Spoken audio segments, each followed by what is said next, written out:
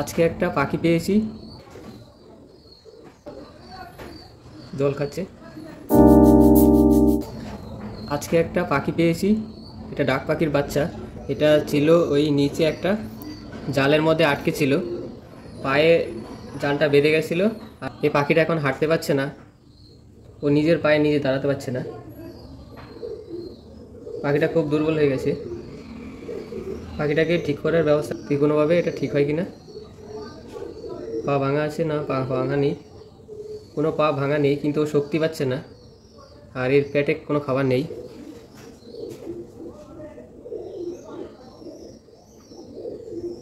জল খাওয়াবো।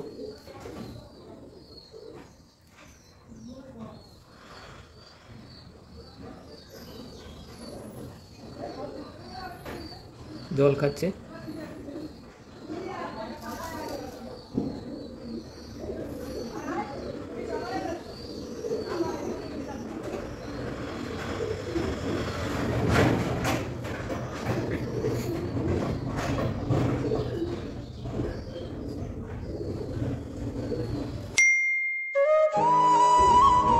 ডাক পাখির বাচ্চাটাকে আর বাঁচাতে পারিনি, অনেক চেষ্টা করলাম, বাঁচাতেই পারলাম না।